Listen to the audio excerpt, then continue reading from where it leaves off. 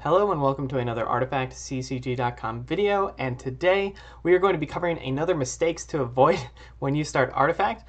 And this one is, at least in my opinion, an interesting topic that I don't think is talked enough about. And right now a lot of people talk about the deployment of your second or your fifth hero, right? The one who deploys in the round of 5 mana, but they don't often talk about the round of 4 mana deployment or your fourth hero. And I think in some ways the fourth hero is, well, at least in many ways in my opinion, is way more important than who you're deciding to put in that fifth slot. They'll look at a hero like Sniper and they'll be like, this is a fifth slot hero, and they'll talk about that, but they don't really talk about fourth slot heroes. And that's because I think more heroes can fit into the fourth slot, but I just want to talk about the importance of the 4 mana round and the need to value it highly when you first start Artifact. Because when you start Artifact, there's a good chance that you just won't be thinking a lot about this. So I wanted to give you guys a brief description of why I think the round of 4 mana is so important. The first round, right? The first 3 heroes you deploy, you don't have a ton of control over them. They're just kind of put on the board randomly, random creeps are put in random lanes, and you just kind of duke it out from there.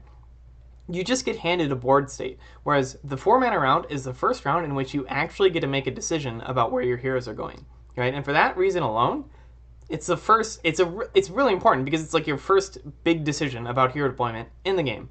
It's also like a lot of 4-costed cards are really powerful, and it's your first time choosing where you want to play a 4-costed card, whereas the first round you might have some powerful 3-cost cards, like Smash Their Defenses, for example. But even if you have that card in your hand, if you just don't have a red hero in a lane where they end up playing an improvement, it doesn't matter. You didn't get to truly make use of that card because you're not choosing where you can cast it from.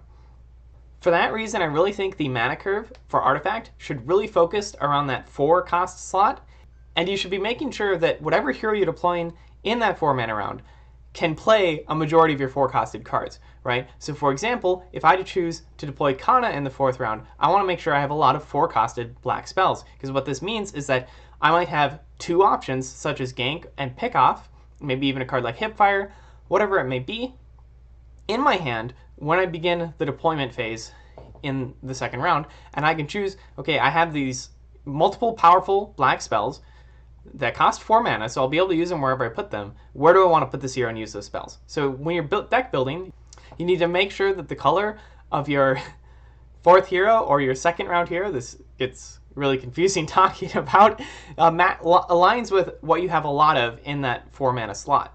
You also can be thinking about what heroes are really good to deploy in that round. And in my opinion, Sorla Khan rather, is one of the best, right? She's actually really, really good to deploy as that 2nd round hero. First, because Black has a lot of really good 4-cost 2nd round cards. Pick Off and Gank are both useful in killing heroes, and having the knowledge of, like, if I have a Pick Off in my hand and an enemy hero is low health in the right lane, I just want to get a black hero into one of the lanes preceding that lane and just pick off that hero and get the value, right? Same thing with Gank. So there's a really good synergy there between deploying the 2nd round and having those hero pick-off cards.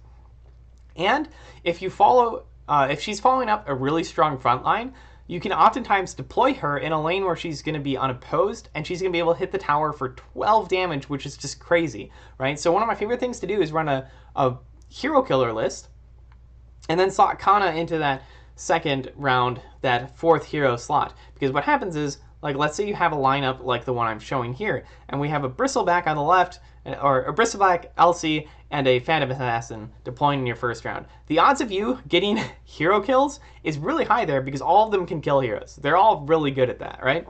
Big bodies, big attack.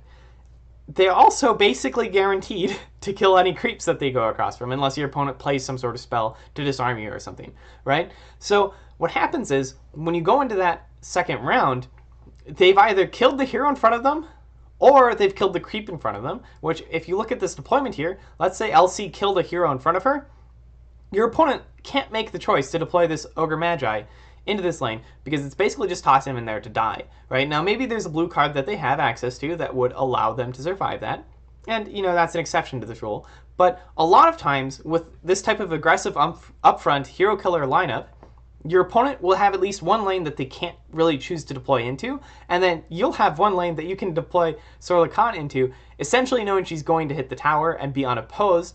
And because your opponent doesn't want to deploy into this round, not only are you making use of the fact she's going to hit the tower for 12, she can also spend that cross lane black card of pick off or gank or whatever it may be and affect the other two lanes where your opponent is deploying heroes. So for example, if they decide to deploy this Ogre Magi into the left lane, or into the right lane, you can just toss Sorla Khan into the middle and then gank him wherever he may have ended up, right? So this is something to be thinking about. The second round hero is actually, in many ways, more important than any of your first three heroes because you're choosing where they get to go, right? So don't undervalue this. When you're building a deck, think about it. How am I going to use that first deployment, that first decision point of the game for me, really, in affecting the game, my game plan, and making me win? And I just love Sorla Khan for the fact that I'm putting her in that second slot so that she's going to, get in there and hit the tower like super hard and really put a clock on that lane and potentially make you kill that lane in the next round, right? In the round of 5 mana, you can easily get kills if Khan hits the, or Sorla Khan rather, hits the tower twice, along with, some supporting creeps, maybe an assault ladders or something, right? But not only is she doing that, she's also helping me then cross lane kill opponent heroes, especially blue heroes that are important. You can gank them without threatening Sorla Khan's health.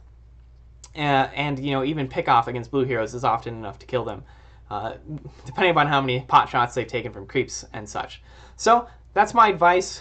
Don't make the mistake of undervaluing that second deployment slot.